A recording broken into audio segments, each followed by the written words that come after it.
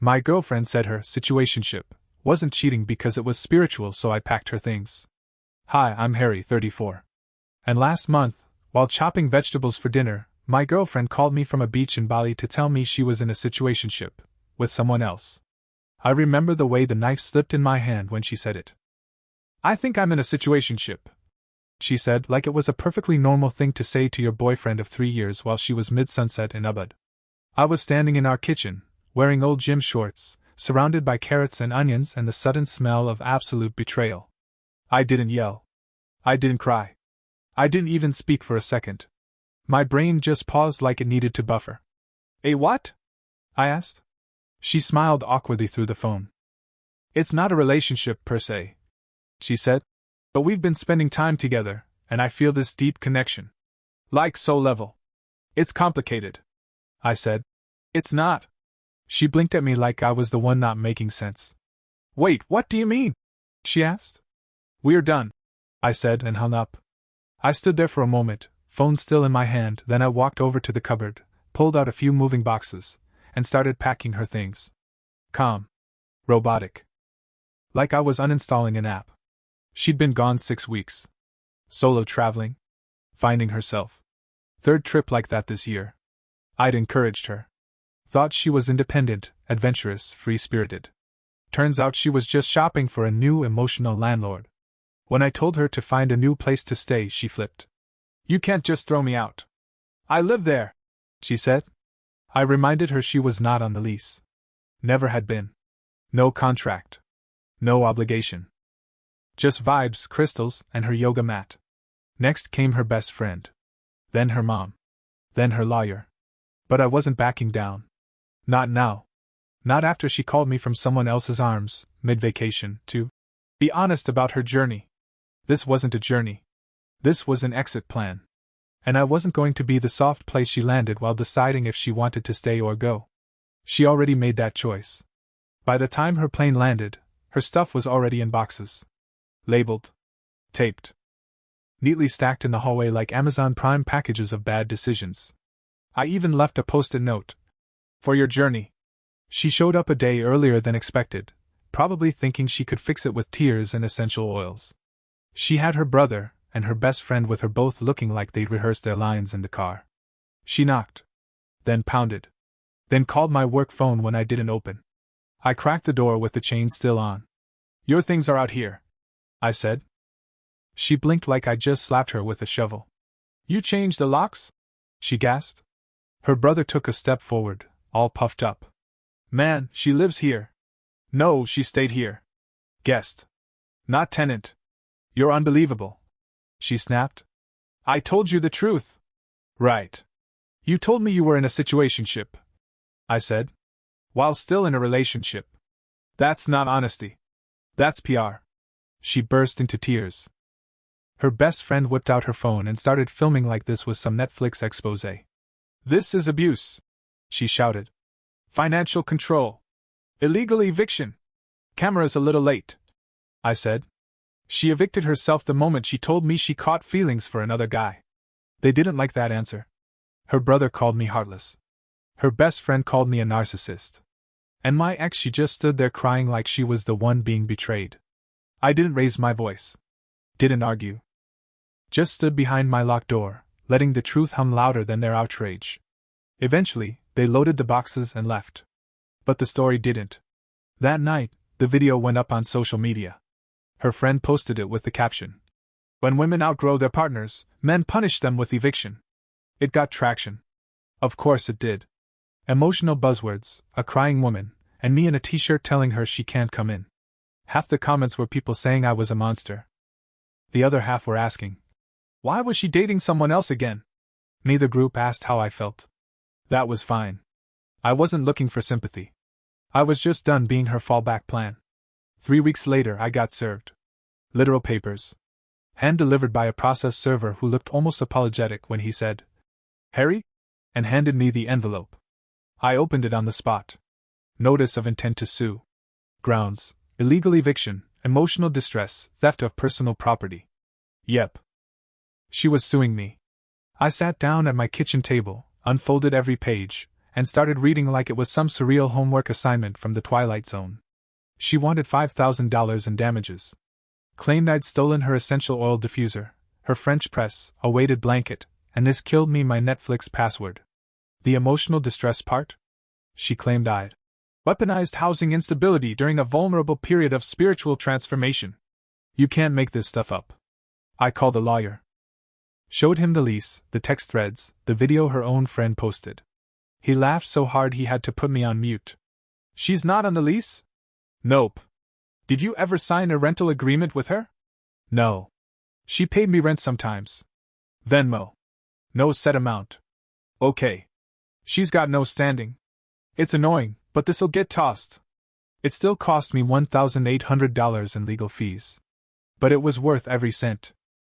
Because in the discovery process, when they had to share anything that might support their claim, I got an unexpected gift: journal entries.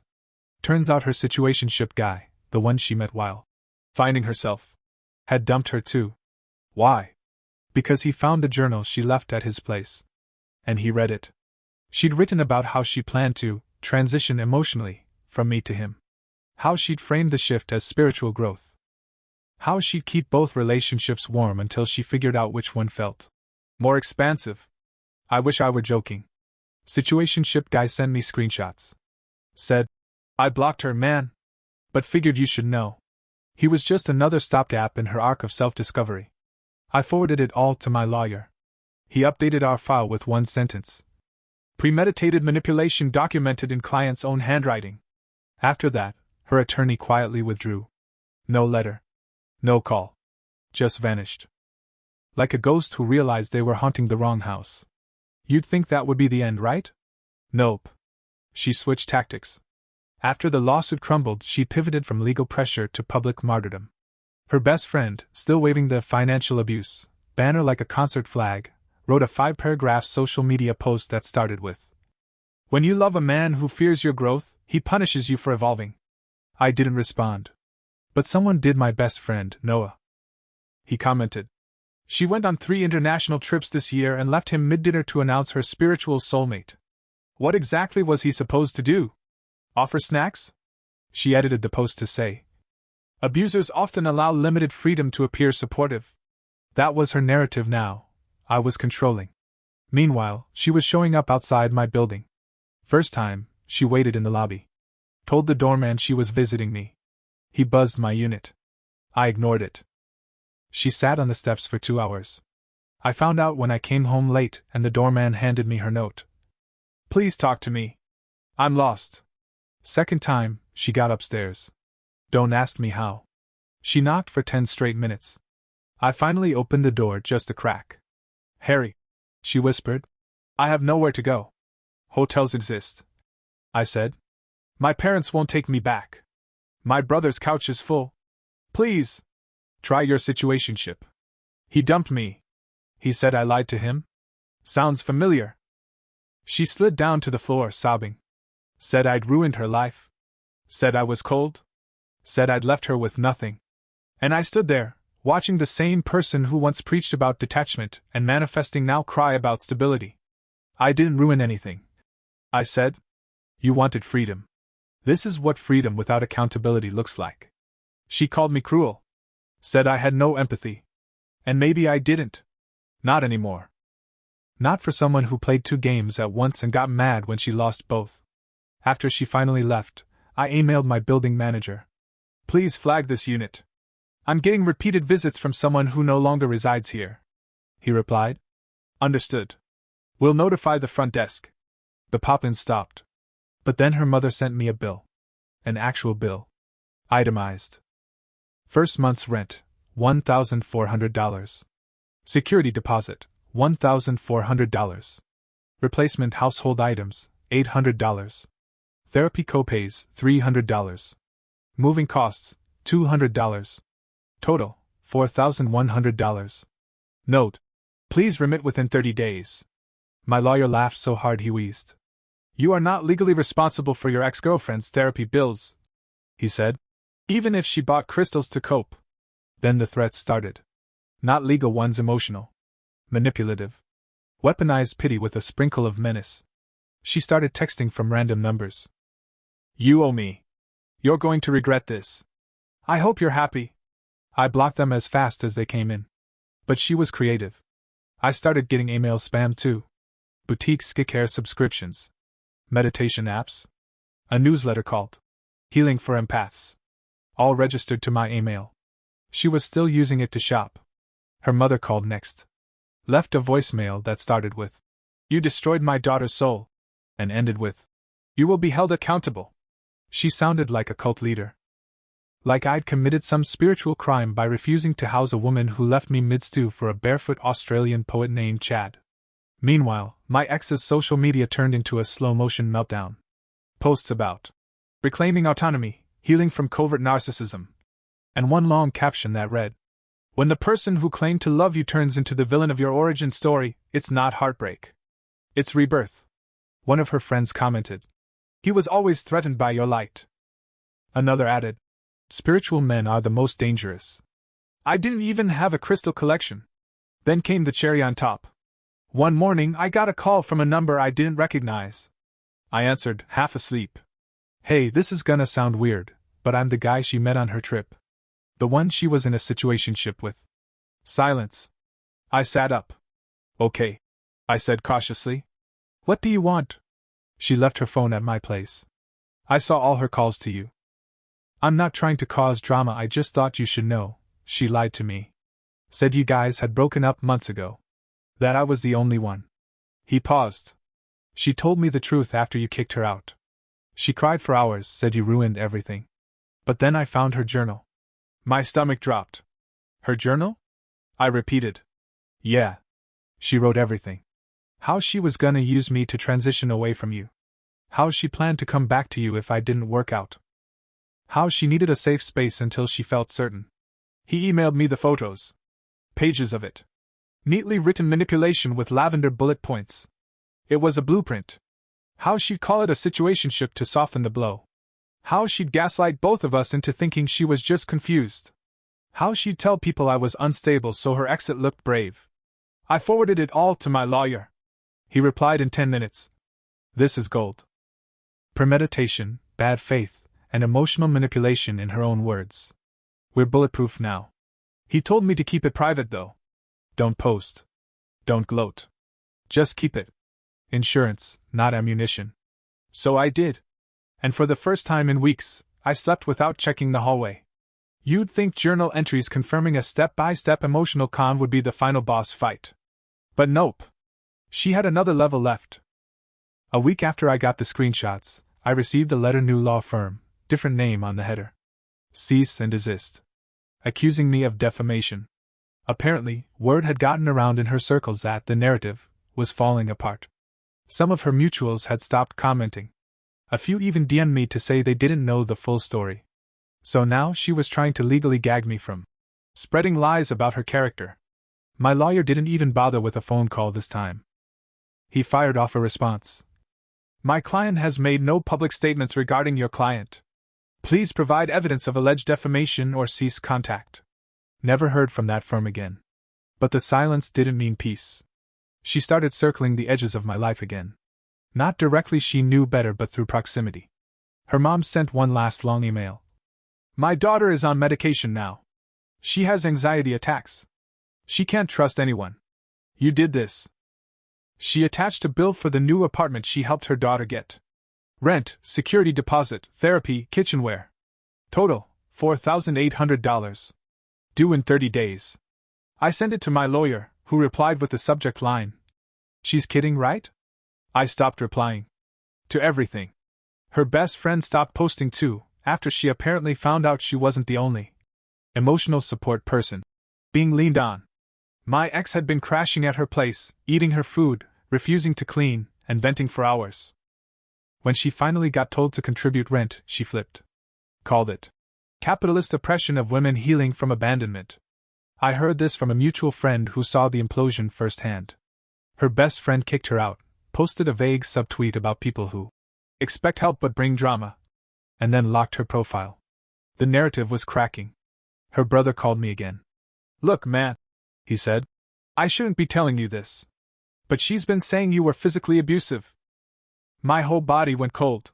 What? Yeah. First it was emotional. Then her new therapist said sometimes people repress memories, and now she's telling people you hit her. I almost dropped the phone. You know I never. I know.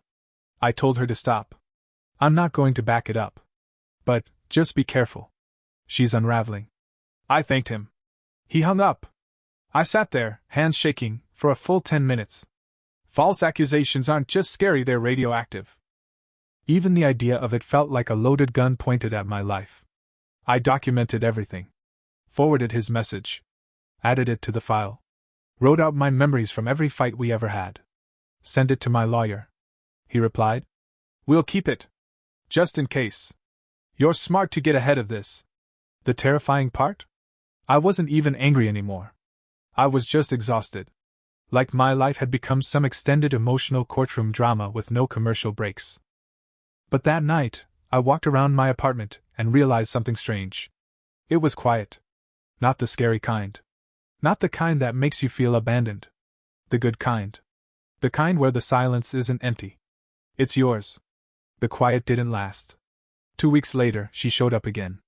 Not at my door this time, but in my life, through the one soft spot I hadn't guarded enough: mutual friends. I was at a birthday dinner for a friend of ours, neutral territory, or so I thought. Midway through appetizers, someone said, "So, she's been telling people you ruined her life." Fork halfway to my mouth, I paused. Define ruined? You kicked her out. Left her homeless. She lost her job. She's on meds. Can't eat. Can't sleep. Therapy 3 times a week. Blames you for all of it. Another chimed in. She told me you screamed at her. That you threatened to break her things. That she was scared for her safety. I swallowed hard, not the food.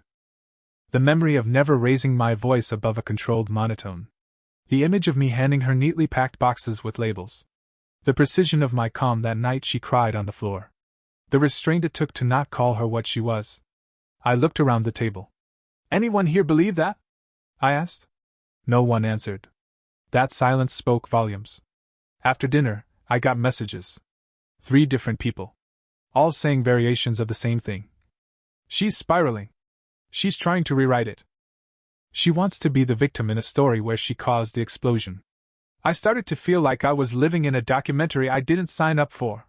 One of those true crime reenactments, but the crime was emotional fraud, and the victim was my reputation. But I stayed silent.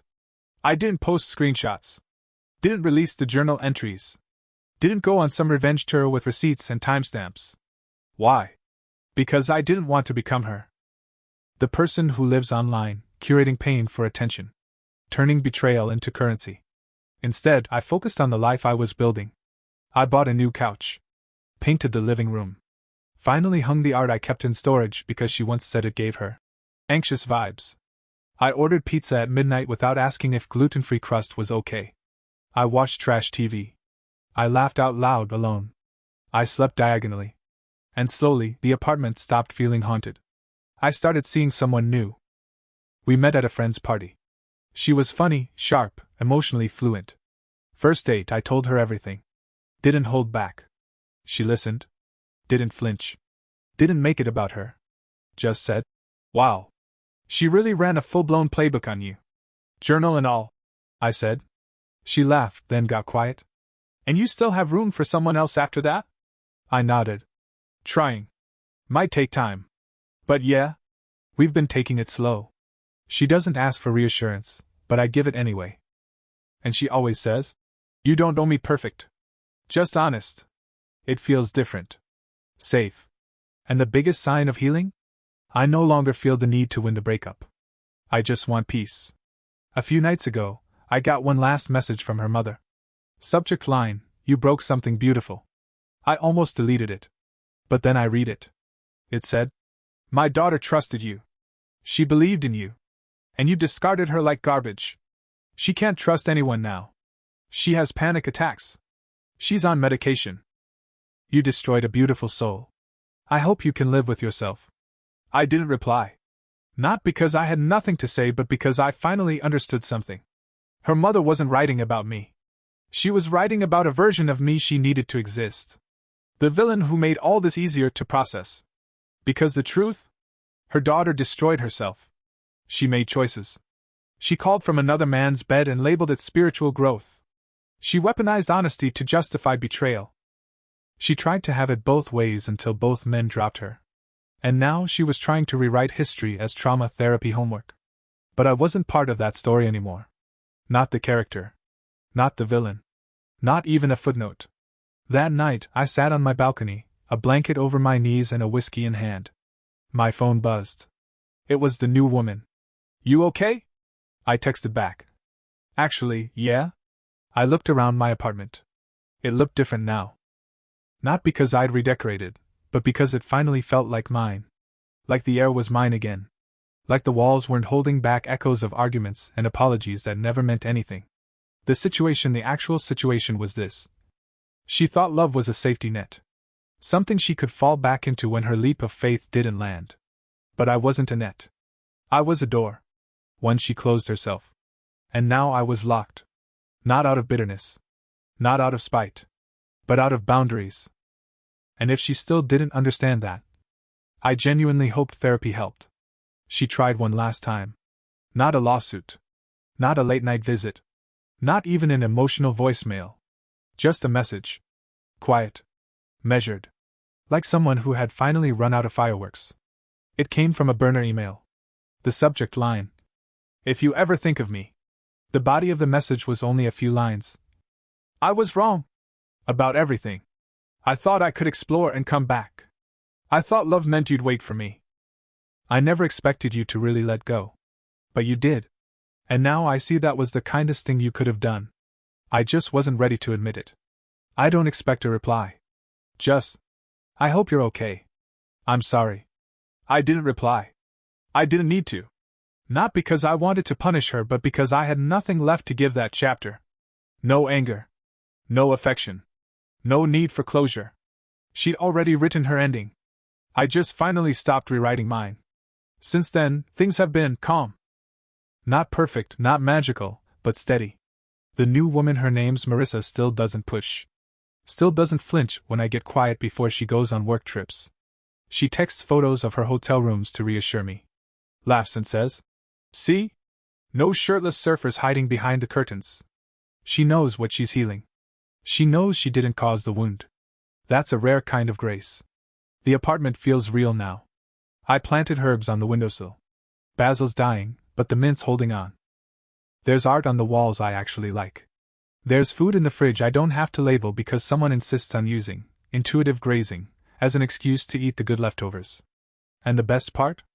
I've stopped wondering what parts of my old relationship were real. Because it doesn't matter. The gaslighting, the journal plans, the emotional bait and switch, it all happened. But it's not happening anymore. And that's the difference between memory and misery. One lives in the past. The other keeps renting space in your present. She doesn't live here anymore. Neither does my confusion. Neither does my guilt. I finally evicted all of it. A week after her last email, I got an envelope in the mail. No return address, but I recognized the handwriting instantly hers. Inside, a letter. 3 full pages, handwritten in blue ink, each word painfully neat, like she thought good penmanship would soften the impact. Harry. I don't know what I expect from this. Maybe nothing. Maybe just a chance to say the things I couldn't before. I've done a lot of thinking. Therapy has been intense. My therapist says I confuse love with safety. That I latch onto people who feel like rescue boats instead of building something of my own. I think that's what I did to you. You were my dock. And I kept trying to treat you like an anchor when you were already a whole island. She went on. Talked about how she never meant to hurt me. How the situationship was a mistake but not meaningless. How she convinced herself it was all part of a spiritual evolution, some higher journey that justified all the collateral damage. She even tried to take responsibility. Kind of. I used you. I leaned on you like a crutch, and when I was ready to walk on my own, I reached for someone else instead. I wasn't brave enough to admit I was scared. I thought if I kept all the options open, I couldn't fall. But I fell anyway. I read it twice. And then I folded it neatly and slid it into a drawer I rarely open. Right next to the printed email from her lawyer, and a screenshot of her mom's itemized bill. It wasn't forgiveness. But it wasn't revenge either. It was Documentation. Proof that even she eventually saw the wreckage for what it was. I didn't write back. Didn't text. Didn't rage post. But that letter stirred something. Not longing. Not closure. Just clarity. It reminded me that the healing wasn't just about moving on from her, it was about moving into me. There are things I hadn't allowed myself to admit until then. Like how much of our relationship had been performative. How often I'd bent around her moods, dimmed myself to avoid confrontation, shaped my life to accommodate hers. The crystal phases. The "don't box me in" lectures. The "you don't support my journey" fights that always happened after I asked a basic question like, "Who's texting you at midnight?" She made me feel clingy for having boundaries. Closed-minded for expecting monogamy. It was like dating a horoscope wrapped in a landmine. Even now, I sometimes catch myself flinching when Marissa asks where I want to eat. Because I'm not used to someone actually wanting my input. The other night, I admitted that to her. She didn't laugh. She didn't get offended. She just said, "Okay. Want Chinese or Indian tonight?" And when I hesitated, she added, "We'll flip a coin. But your voice matters, Harry. Even for small stuff." It hit me harder than any apology ever could. Because it didn't come from guilt or pity, it came from respect. From someone who wasn't looking to be saved or managed or centered in every scene. Just someone who wanted to share the script. The contrast has been jarring. Marissa asks questions and waits for answers. She doesn't narrate my feelings for me. She doesn't spiral when I'm quiet. She doesn't accuse me of stifling her growth because I expect her not to flirt with strangers at juice bars. Sometimes I wonder what would have happened if I'd set boundaries earlier. If I'd recognized the gaslighting in real time instead of post-mortem. But then I remind myself, I did get out.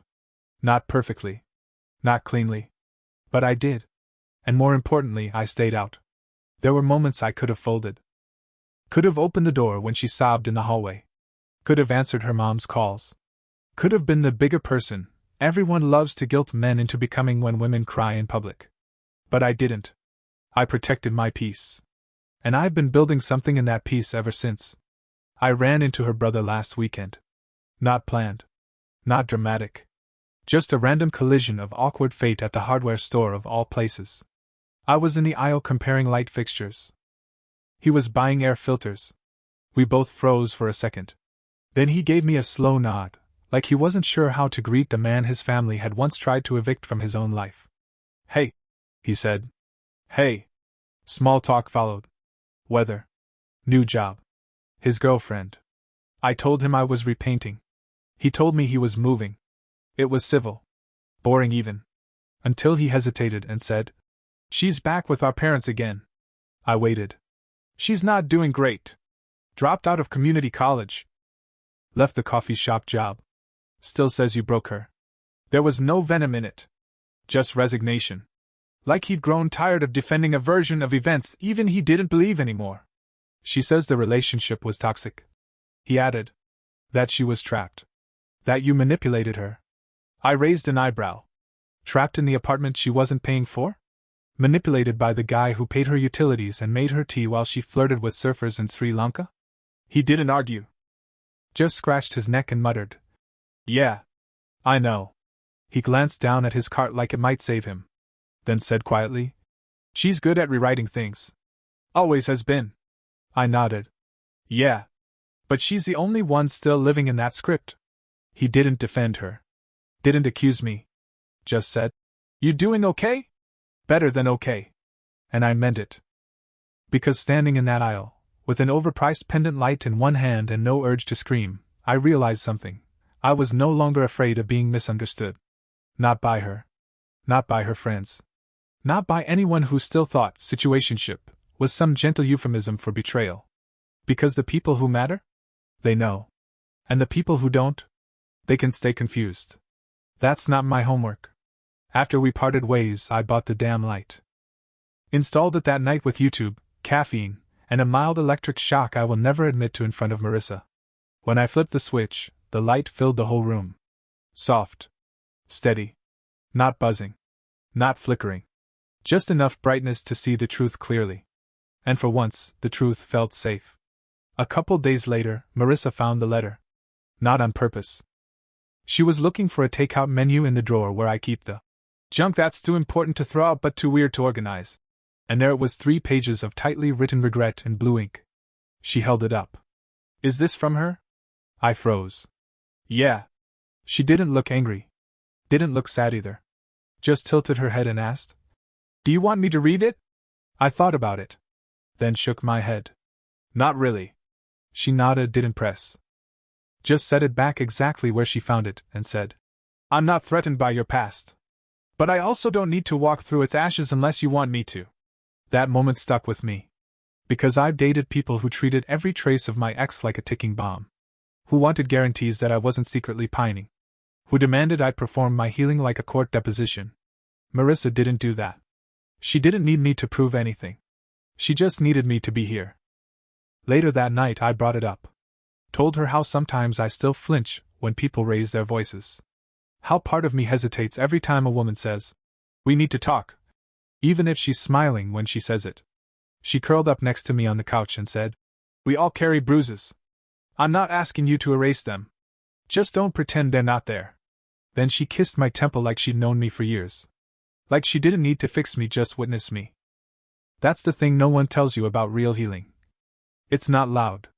It doesn't announce itself. It doesn't show up in triumphant speeches or Instagram captions. It's quiet. It's someone gently putting the letter back where they found it. It's not needing to read it to prove you trust them. It's finally not looking over your shoulder every time your phone buzzes.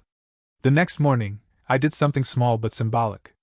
I moved the letter out of the junk drawer, slid it into a manila folder labeled Pass, and filed it behind my tax documents. It wasn't rage. It wasn't victory. It was just done. Because you can't build a future if you're still cataloging the rubble of your past like it might reassemble itself into something worth keeping. And I'm done with rubble. One of her old friends messaged me. Random. Out of nowhere.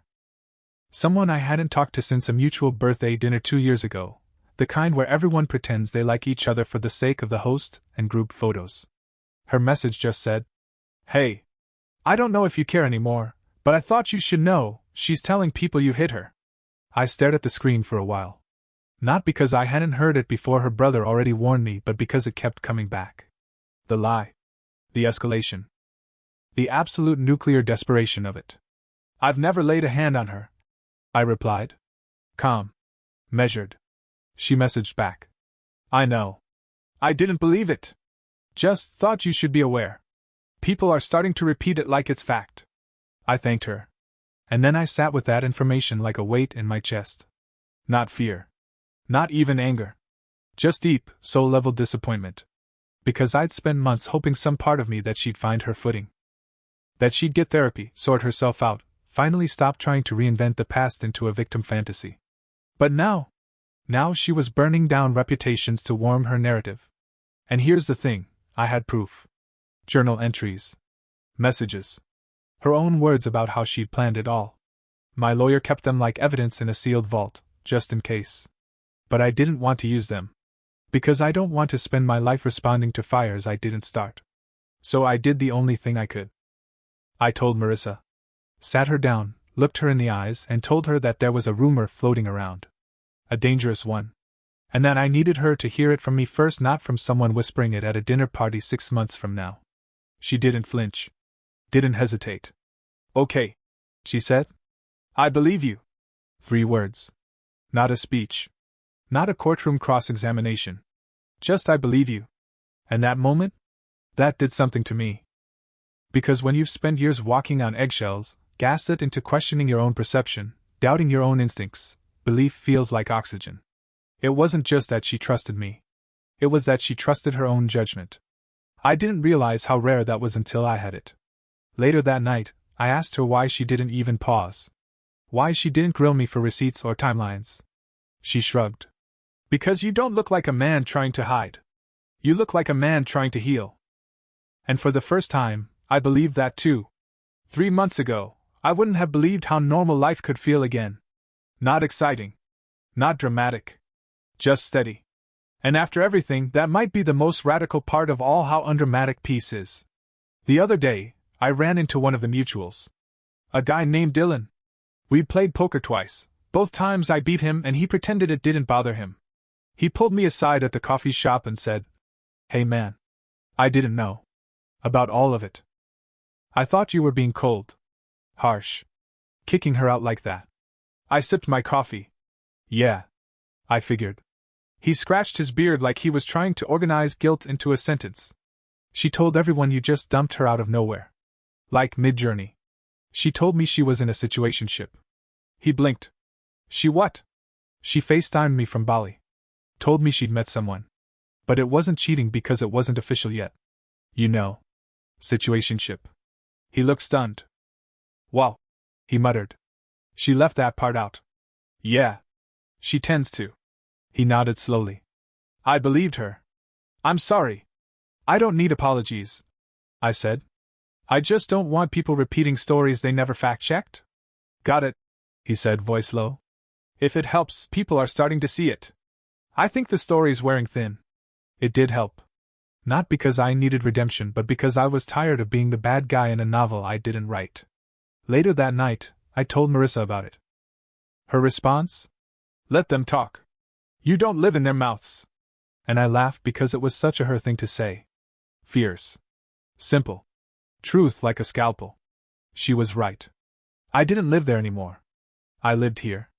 In this apartment where the light fixtures worked and the laughter was real and the love didn't come with a side of performance anxiety. Where I could say, I need a night to myself. And no one accused me of emotional withdrawal. Where I could ask, who was that texting you? And no one called it control. Where I could trust again slowly, yes, but truly. Marissa and I aren't perfect. We have our stuff. She leaves shoes everywhere. I forget to text back sometimes. But there's no scoreboard. No power dynamic. No quiet wars beneath the surface. There's just us. Choosing each other in the present, not punishing each other for the past. And if that sounds boring to some people, good. Let them chase the chaos. Let them romanticize the instability. Let them fall in love with the noise. I've had enough noise. I'll take the quiet. It's strange how healing sneaks up on you. Not all at once. Not like a sunrise. More like a slow dimmer switch click by click until one day, you realize you haven't checked your phone for chaos in hours. Maybe days. That happened to me last week. I was sitting on the couch, editing a spreadsheet for work while Marissa hummed some off-key pop song in the kitchen, and I realized I hadn't thought about my ex in 3 full days. No urge to check her socials. No pang of bitterness. Just nothing. It wasn't numbness. It was freedom. And I think that's the part no one really talks about. Not the breakups. Not the fights. Not even the betrayal. But the space that opens up after when you're finally out of the gravity well of someone else's dysfunction. And you're left with this big, open, echoing question. Now what? Now, apparently, I hang shelves. Marissa and I decided to redo the hallway. We spent 2 hours in IKEA. She wanted minimalism. I wanted a shoe bench that didn't collapse under actual human weight.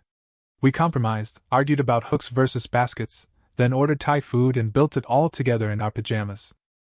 I never knew healing could look like that.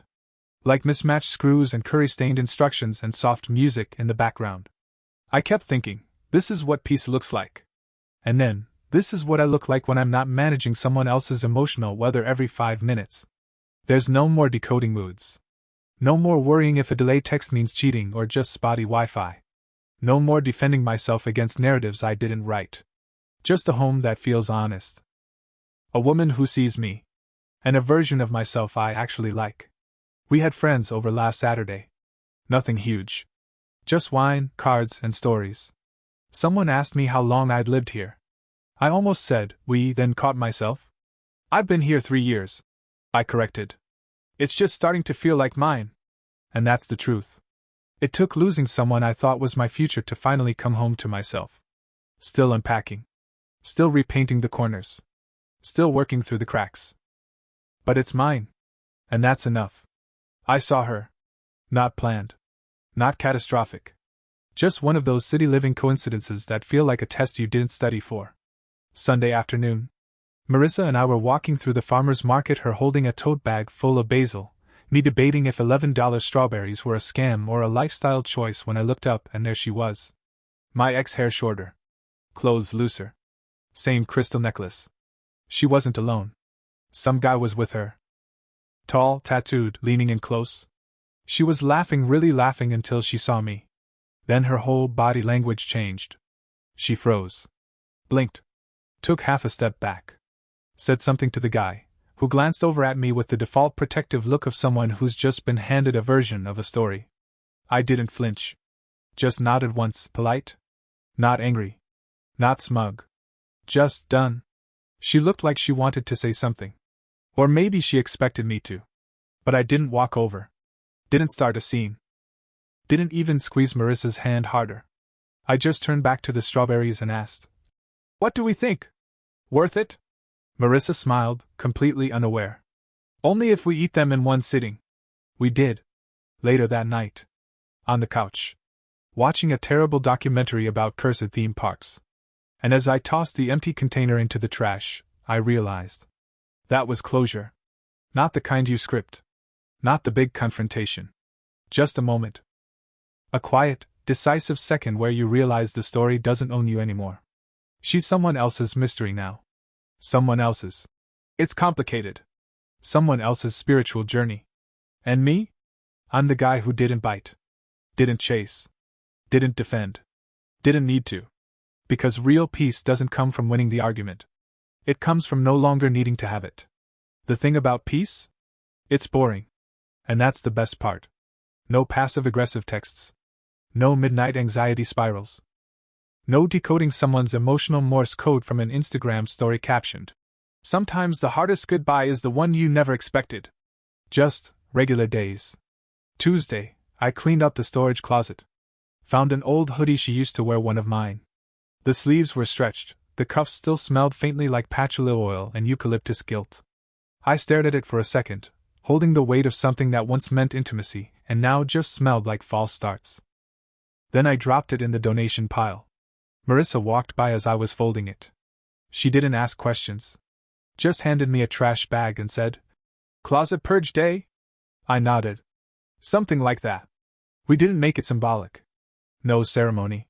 No moment of silence for ghosts and threadbare cotton. Just another layer shed without needing a spotlight. Afterward, we went out for tacos. Talked about work. Laughed about her coworker's dating disaster. Argued lightly about whether cilantro tastes like soap. She's wrong, by the way. At one point, I looked at her across the table, hair up, salsa on her chin. No idea I was staring, and I thought, this is what love looks like when it's not trying to prove anything. Not complicated. Not conditional. Not transactional. It's tacos and trash bags and jokes about cilantro. It's space to be messy without it becoming ammunition. It's knowing she trusts me even when I'm quiet, and I trust her even when her phone buzzes. That used to feel impossible. Because when you've been burned, even warmth feels dangerous at first. You flinch. You brace. You scan for exits. But now I breathe. Not because someone told me to. Not because I had to script it. Because I can. That's the quiet win. The victory that doesn't get clapped for, but stays. It hit me last night quietly, the way real things do. Marissa had fallen asleep on the couch, curled into herself like peace given form. I stood in the kitchen, making tea, and glanced at the spot where my ex used to sit. Same couch. Different world. I thought about everything she took with her when she left: drama, doubt, that constant feeling of having to earn my place. And everything I kept: my home, my self-respect, my boundaries. She once told me love should feel like freedom. She just never clarified whose. Now I know. Love isn't freedom from consequences. It's freedom within commitment. The safety to be yourself without stepping on someone else to do it. So here's my final thought. You don't owe your past a second audition. You don't have to wait to be chosen when you can choose yourself. I did. And somewhere between a situationship and silence, I found something better than closure. I found peace. And that peace? It isn't loud. It's not a movie ending or a viral quote. It's tea that stays warm. It's laughter that doesn't come with fear. It's someone reaching for your hand just because they like the feel of it, not because they're slipping. It's knowing you didn't just survive it, you outgrew it.